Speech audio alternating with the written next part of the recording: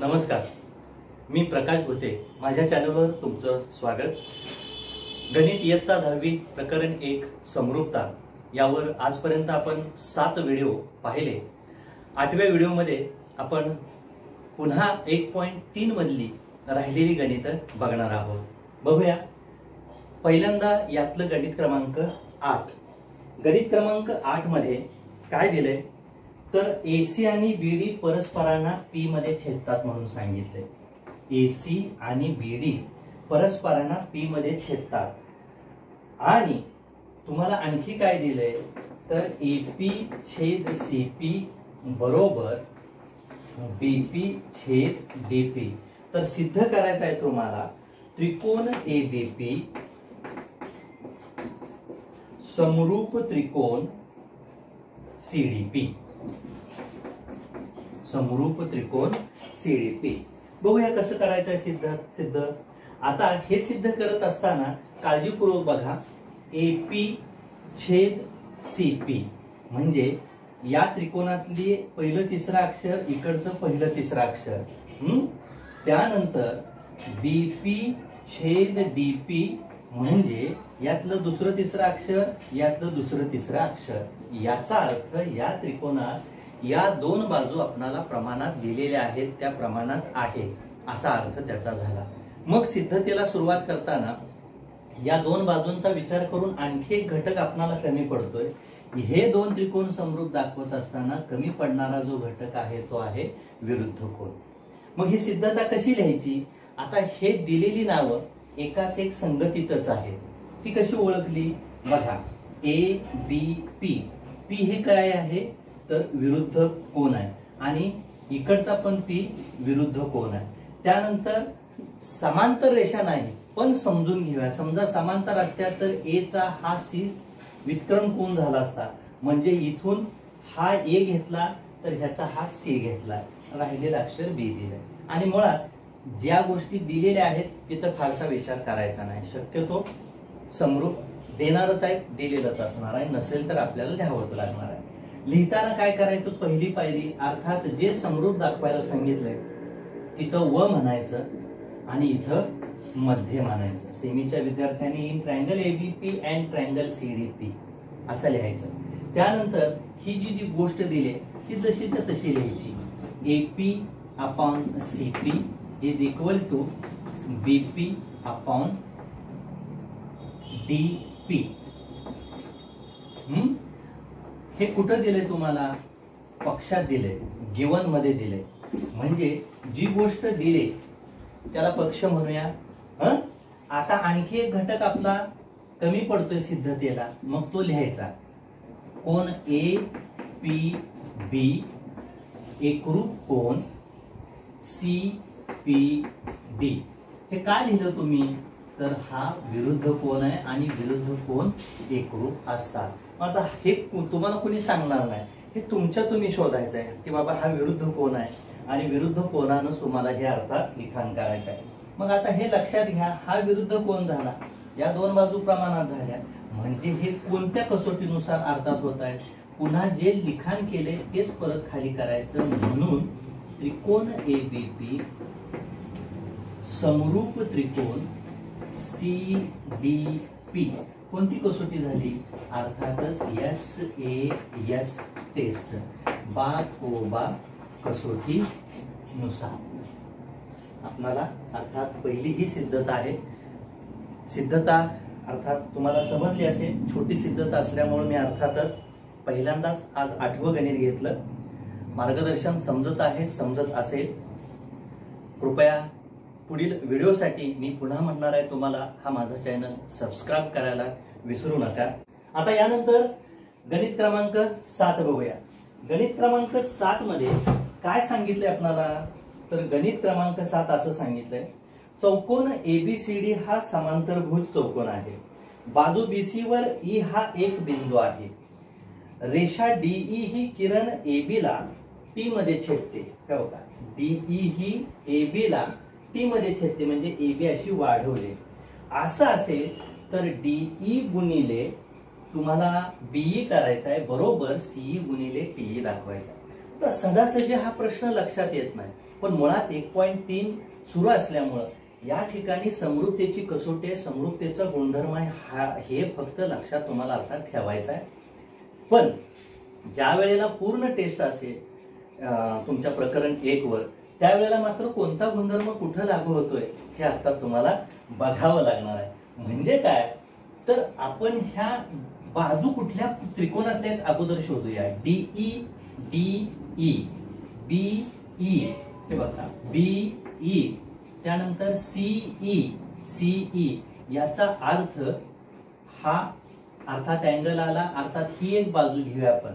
आता काही जण म्हणतील इकडचा संबंधच नाही, ह्या कोणानं आपणाला ही बाजू घेतली तर तो त्रिकोण मिळतो. प्रॅक्टिस केल्यावरच हे लक्षात येईल. अर्थात हे बीई आणि तुमची टीई आहे, तर हे दोन त्रिकोण, अर्थात हा एक आणि हा एक, हे दोन त्रिकोण जर मित्रांनो समरूप दाखवले तर समरूप त्रिकोणाच्या आपण संगत बाजू लिहायच्या आणि संगत बाजू लिहून आपण तिरकस गुणाकार करणार आहे. पण संगत बाजू लिहिण्यासाठी त्रिकोण समरूप पाहिजेत आणि समरूपतेसाठी तुम्हाला घटक शोधायचे. मग ते घटक कोणते असतील बघूया. घटक तर पहिला हा जो आहे हा विरुद्ध कोन असणार आहे आणि दुसरा हा जो आहे कोन टी ला, अर्थात इकडचा कोन डी हा अल्टरनेट अँगल असणार आहे, व्युत्क्रम कोन असणार आहे. कसं काय असणार आहे, तर एबीसीडी हा समांतरभुज चौकोन पक्षात दिला. समांतरभुज चौकोनाचे गुणधर्म 9वी इयत्तेत शिकलाय तुम्ही. सम्मुख बाजू समांतर असून एकरूप असतात. सध्या आपल्याला समांतर बाजू हाच गुणधर्म इथं घ्यायचा आहे. ज्या अर्थी डीसी आणि एबी ह्या समांतरभुज चौकोनाच्या बाजू आहेत त्या अर्थी हे समांतर आहेत. ज्या अर्थी एबी समांतर डीसी ला आहे त्या अर्थी एबीतनं वाढवलेली अर्थात एटी, नाव चेंज फक्त झाले, एटी समांतर अर्थात डीसी असणार आहे. त्याची छेदिका जर आपण डीटी घेतली तर अर्थात हे व्युत्क्रम कोन होणार आहे आणि दोन त्रिकोण आपले कोको कसोटीनुसार समरूप होतील आणि कोको कसोटीनुसार समरूप झाल्यावर समरूप त्रिकोणाच्या संगत बाजू लिहायच्या आणि समरूप त्रिकोणाच्या संगत बाजू लिहिले की तिरकस गुणाकार करायचा. बघूया लिखाण कसं असणार आहे याचं. सुरुवात आपल्याला अर्थात व्युत्क्रम कोन तयार करून ठेवूया अंक, नाहीतर पुन्हा लिखाण जास्त वाढतं. म्हणजे या ठिकाणी आपण असं म्हणूया AB समांतर DC.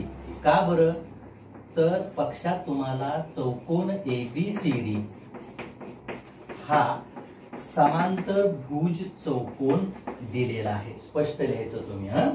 चौकोन ABCD हा समांतर भुज चौकोन आहे म्हणून AB पॅरलल DC. पण मी AB च्या ऐवजी काय लिहितो, AT पॅरलल DC. नाव फक्त भिन्न आहे, त्याच बाजूतनं रेषा गेली म्हणून म्हणायचं ओनली चेंज्ड नेम, केवळ नावे भिन्न. आणि आता मग मी म्हणणार म्हणून एटी समांतर डीसी ची मी जर का डीटी छेदिका घेतली, डीटी छेदिका घेतल्यास, डीटी छेदिका घेतल्यास काय होईल, अर्थात कोन EDC, कोन EDC किंवा अगोदर इकडचाही लिहिला तरी काय हरकत नाही, EDC एकरूप कोन EDC. का लिहिलं हे, तर ह्याला आपण म्हणू शकतो हे व्युत्क्रम कोन आहे. कारण दोन समांतर रेषांना एका छेदिकेने छेदले असता संगत कोनाच्या 4 जोड्या तयार होत असतात. चारी जोड्या एक परस्परांशी एकरूप असतात. व्युत्क्रम कोनाच्या 2 जोड्या तयार होत असतात. व्युत्क्रम कोन परस्परांशी एकरूप असतात. त्याचबरोबर आंतरकोनाच्या 2 जोड्या तयार होत असतात. दोन्ही आंतरकोन परस्परांशी सप्लिमेंटरी असतात, पूरक कोन असतात. मग हे गुणधर्म खालच्या इयत्तेत झालेले आहेत. अगदी 6व्या 7व्या इयत्तेत सुद्धा हे आंतरकोन व्युत्क्रम कोन झालेले आहेत. त्यामुळे ह्या गोष्टी लक्षात आल्या पाहिजेत. त्यानुसार अर्थात हा व्युत्क्रम कोन झालाय. आता हा आकडा आपल्याला विधान लागणार आहे म्हणून ह्याला म्हणायचं विधान नंबर 1. आणि आता आपण सिद्धतेला, महत्वाच्या सिद्धतेला सुरुवात करायची. आता त्रिकोणाचं नाव आपल्याला एकास एक संगतीत लिहायचं आहे. कसं लिहायचं, 6 प्रकारात कुठूनही कशीही सुरुवात करा. पहिलं नाव तुमच्या तोंडात येईल ते 2 त्रिकोणांपैकीचं पहिलं नाव जसंच्या तसं लिहा. उदाहरणार्थ समजा तुम्हाला या त्रिकोणानं करायच्या किंवा या त्रिकोणानं करायच्या. समजा मला या त्रिकोणानं करायच्या, मी समजा म्हणलं DEC किंवा DCE किंवा EDC किंवा इतर राहिलेले 3 प्रकार. समजा मी लिहिलं, पहिल्यांदा विचार न करता लिहिलं त्रिकोण DEC व त्रिकोण, पुढचा आता विचार करून लिहायचा. DEC ला एकास एक संगती कोणती? D व्युत्क्रम कोण आहे, इकडचा व्युत्क्रम कोण अर्थात TA. E काय आलाय? विरुद्ध कोण. या त्रिकोणाचा सुद्धा विरुद्ध कोण अर्थात E असणार आहे. राहिलेलं अक्षर TEB मध्ये बघा एकास एक संगती जुळवली.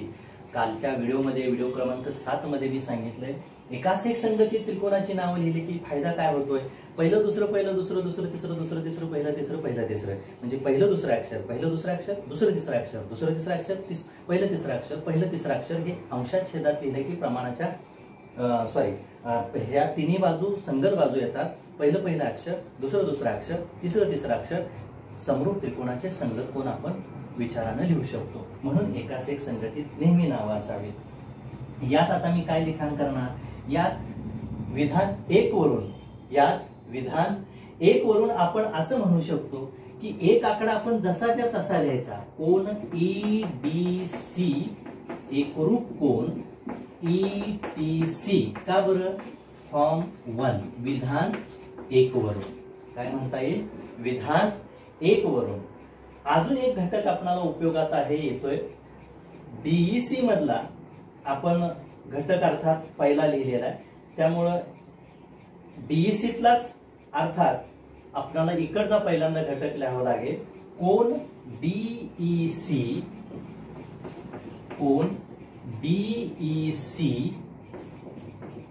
एकरूप कोण BET. बघा लक्षात येते का? आकृतीचं निरीक्षण करावे व्यवस्थित. याला काय म्हणता येईल? अर्थात आधार काय देता येईल? विरुद्ध कोण. तुम्ही स्पष्ट लिहा. बघा DEC एकरूप कोण मी लिहिला BET किंवा TEB लिहिला तरी चालतोय. 2 कोण एकरूप आले म्हणजे या ठिकाणी एकरूपतेची कसोटी. 2 त्रिकोणात जर 2 कोण एकरूप असतील तर 2 त्रिकोण हे को कसोटीनुसार समरूप होतात. मी सुरुवातीला गुणधर्मात व्हिडिओ नंबर 1 मध्ये सगळं काही सांगितलेलं आहे. पुस्तकात बघा, तुम्हीही जरा वाचन करा गुणधर्माचं, म्हणजे लक्षात येईल. मग जी जोडी आपण लिहिलेली आहे तीच जोडी पुन्हा खाली लिहायची. म्हणून त्रिकोण DEC समरूप त्रिकोण TEB. समरूप त्रिकोण TEB कोणती कसोटी झाली? अर्थात को कसोटीनुसार. कोणत्या कसोटीनुसार झाले? अर्थात हे को कसोटीनुसार. आता को कसोटीनुसार झाल्यानंतर आपण संगत बाजू लिहायच्या, कारण आपल्याला साध्य हे आहे, आपल्याला प्रूव्ह हे करायचं आहे. मग आपण करस्पॉन्डिंग साइड साठी विचार कसा करायचा? पहिली दुसरी बाजू अक्षर, पहिलं दुसरं अक्षर. बघा DE छेद TE. काही वेळेला विद्यार्थ्यांना प्रश्न पडतो ह्याच बाजू का घेतल्या, या बाजूला अर्थात ही बाजू का घेतली नाही, किंवा इथं सरळ कळतंय तिरक्या बाजू घेतल्या.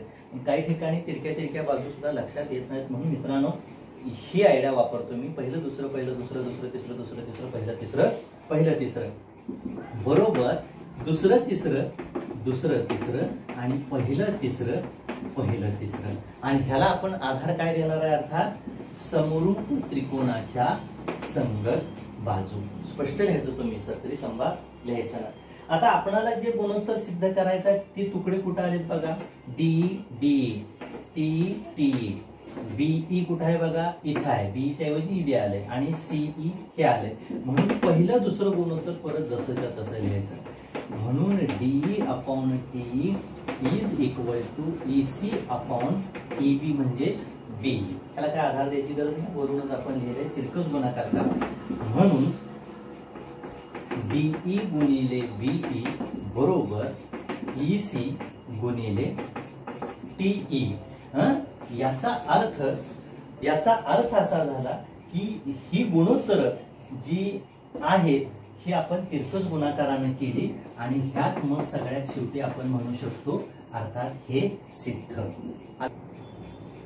बघूया गणित क्रमांक 5. आपण आता गणित क्रमांक 8 पाहिलं, 7 पाहिलं. आता पाचवं गणित बघूया.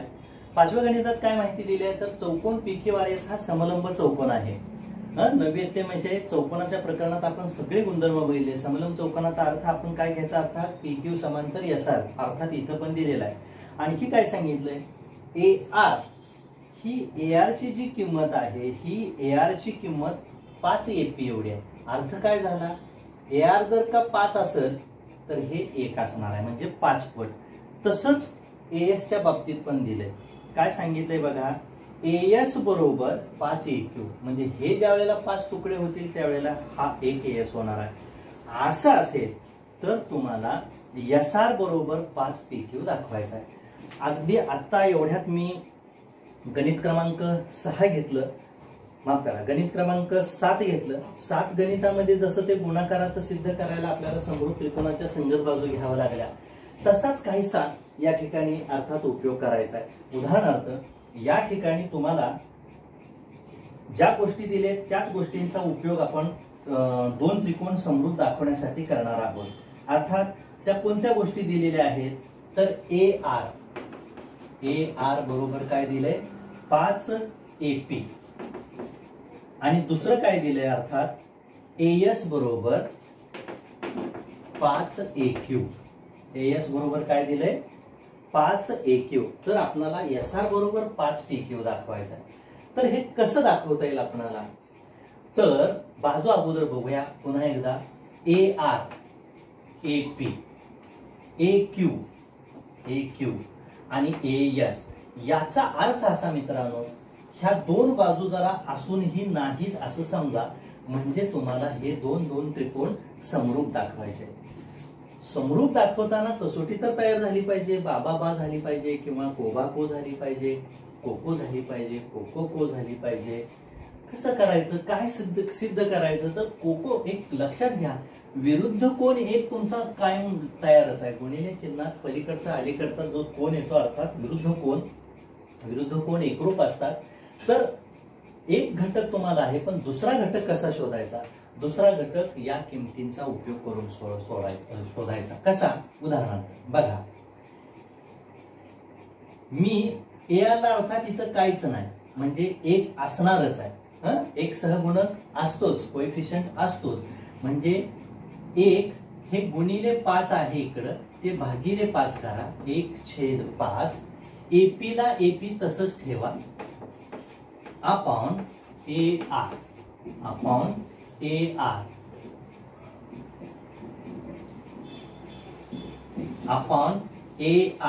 आता याला आपण 1 आकडा दिला. तसंच हे इथं खाली लिहून घ्या, AS बरोबर 5 AQ. AS बरोबर 5 AQ असंच करा विधान.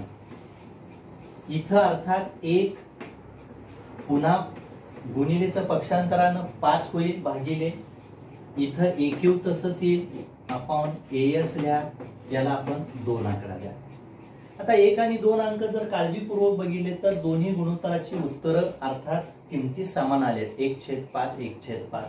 म्हणून आपण असं लिहू शकतो विधान 1 व 2 वरून, AP छेद AR बरोबर AQ छेद AS बरोबर 1/5 विधान 1 व 2 वरून.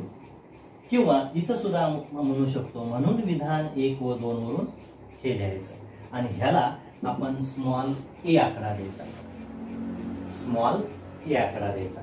आणि आता बघा लक्षात येईल तुमच्या, हा विरुद्ध कोण आहे आणि या दोन बाजू एकरूप आहेत, प्रमाणात आहेत असं म्हणूया, माफ करा, एकरूपच्या ऐवजी प्रमाणात आहेत. कसं बघा, AP छेद AR यांची जेवढी किंमत आहे तेवढीच किंमत AQ छेद AS ची आहे.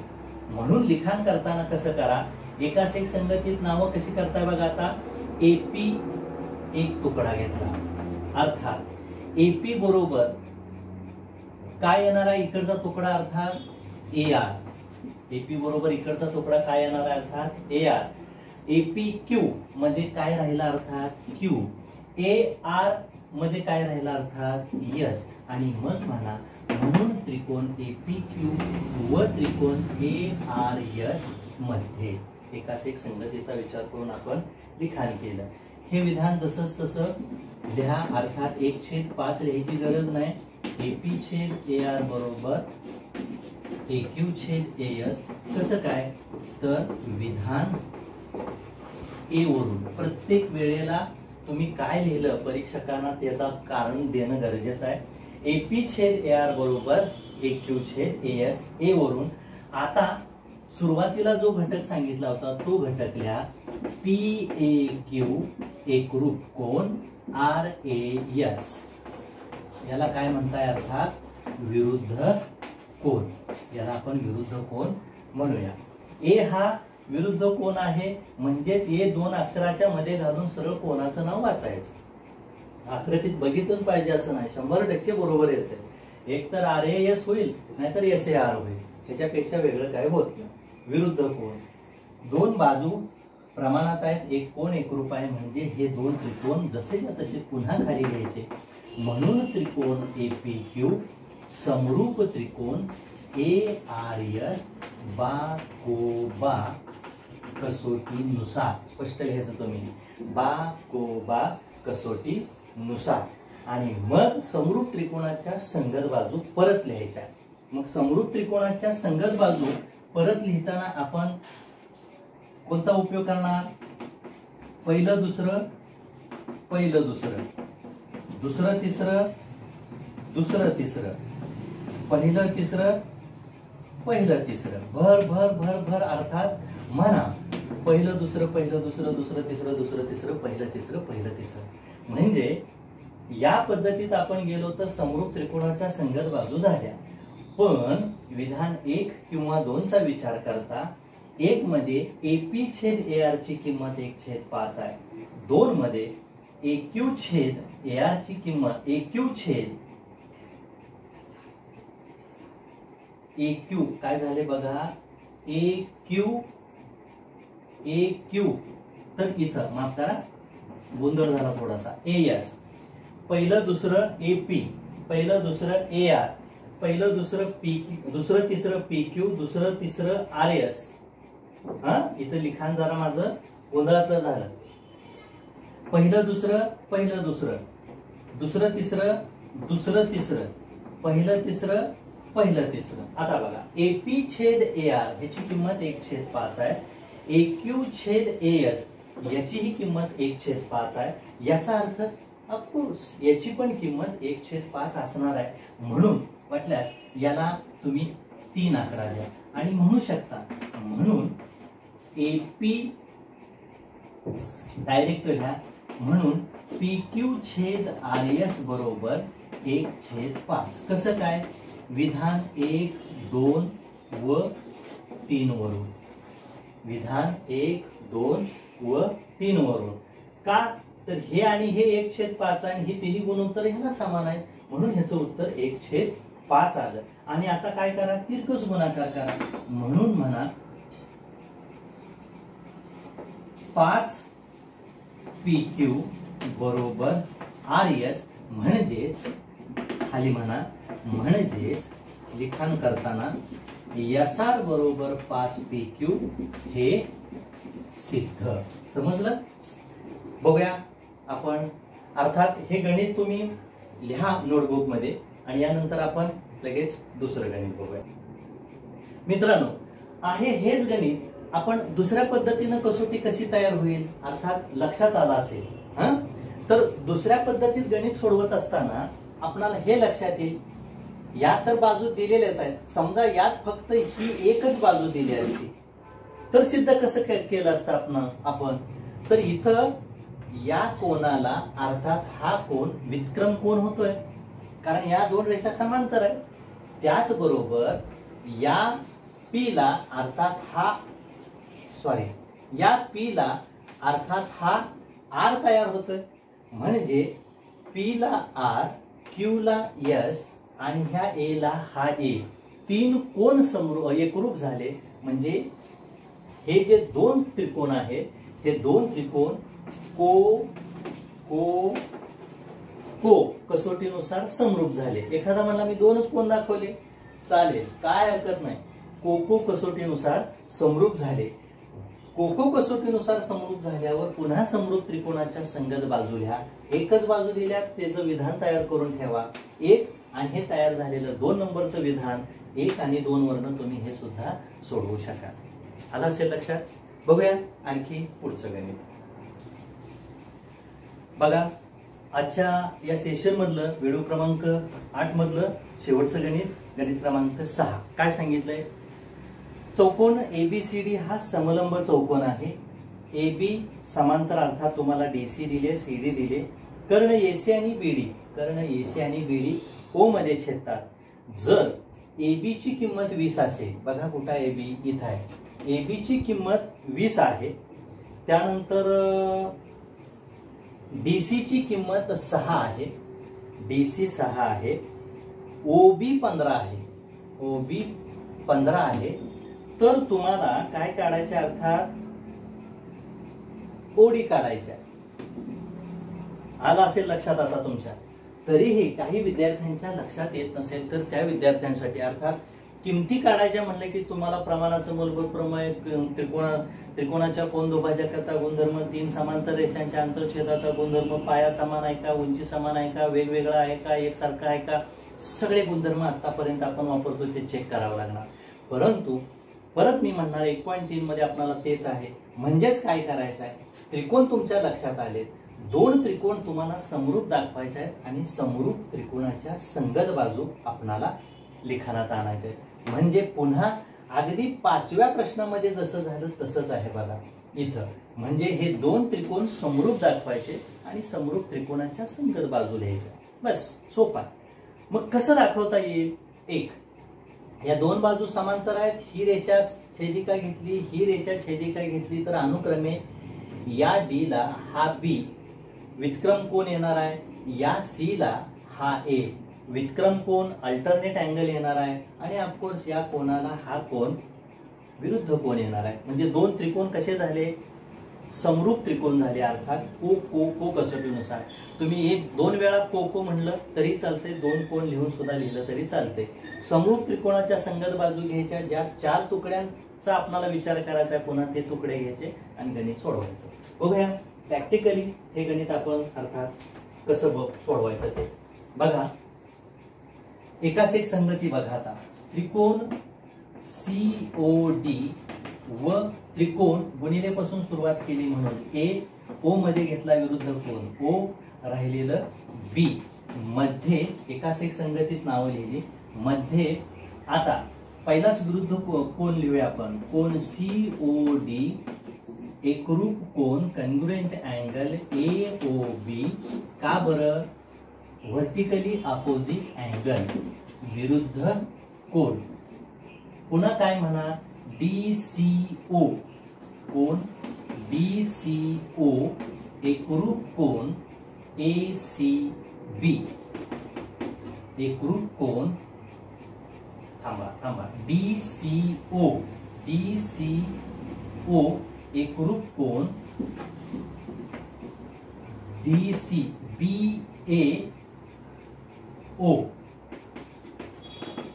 का बरं हा लिहिला? तर हे व्युत्क्रम कोण आहे. पण परीक्षक म्हणू शकतो कशावर व्युत्क्रम कोण आहे? पक्षात रेषा समांतर दिलेत. मग आधार देताना डिटेल द्या. काय? Bye given alternate angle. जर तुम्हाला आणखी डिटेल लिहायचं असेल तर तुम्ही म्हणू शकता जर by given AD parallel B C and transversal A C then these are alternate angle. नसेल इथं सुद्धा किंवा ह्याच्यावरती सुद्धा विधान तयार करून ठेवलं तरी चालेल आणि डायरेक्ट लिहिलं तरी चालेल. बाय गिवन अल्टरनेट अँगल पक्षावरून व्युत्क्रम कोण. 2 कोन एकरूप झाले म्हणून अर्थात मी म्हणेन त्रिकोण सीओडी समरूप त्रिकोण एओबी कोणती कसोटी झाली? अर्थात को को कसोटीनुसार. समजा तुम्ही आणखी कोण लिहिला तर को को को कसोटीनुसार म्हणायचं. आणि पुन्हा आपली पद्धत जिथं म्हणू शकतो पहिलं दुसरं संगत बाजू लिहिणार आहे मी आता. पहिलं दुसरं, दुसरं तिसरं, दुसरं तिसरं, पहिलं तिसरं, पहिलं तिसरं. आधार द्या समरूप त्रिकोणाच्या संगत बाजू. समरूप त्रिकोणाच्या संगत बाजू. आता याच्यामध्ये कुणाकुणाची किंमत दिली आहे त्याचा हिशोब करूया. मला वाटते CD AB बघा बरं, हे गुणोत्तर आहे. OB आणि OD हे पण आहे, म्हणजे ह्याचा काही उपयोग नाही. मग परत एवढंच गुणोत्तर आपण लिहायचं. म्हणून OD अपॉन OB बरोबर CD अपॉन AB. आणि ह्यात किमती ठेवायच्या. बघा बरं, OD किती दिले, OD काढायचीच आहे. OB किती दिले बघा 15. CD बघा किती दिले 6 आणि अर्थात AB तुम्हाला 20 दिले. म्हणून OD is equal to 15 into 6 upon 20. जो अंक 1 राहतो तो छेदस्थानी आणा. 5 त्रिक 15, पाऊण 24, 2 दुनी 4, 2 त्रिक 6, 2 एक 2, 2 एक 2, 2 पंचे 10. OD बरोबर 4.5 आला असेल लक्षात. ओडीची किंमत किती आली अर्थात 4.5. अशा पद्धतीनं आज आपण समरूपता प्रकरण 1 गणित भाग 2 व्हिडिओ क्रमांक 8 मध्ये गणित क्रमांक 5, 6, 7, 8 अशी 4 गणितं कव्हर केलेली आहेत. राहिलेली उर्वरित जी गणित आहेत ते आपण पुढील व्हिडिओमध्ये पाहणार आहोत. त्याच्याबरोबर यावर आधारित असणारी संकीर्ण प्रश्न संग्रहातली ही गणितं घेणार आहोत. माझं मार्गदर्शन तुम्हाला आवडत असेल तर हा चॅनल सबस्क्राईब करायला विसरू नका. धन्यवाद. Thank you very much.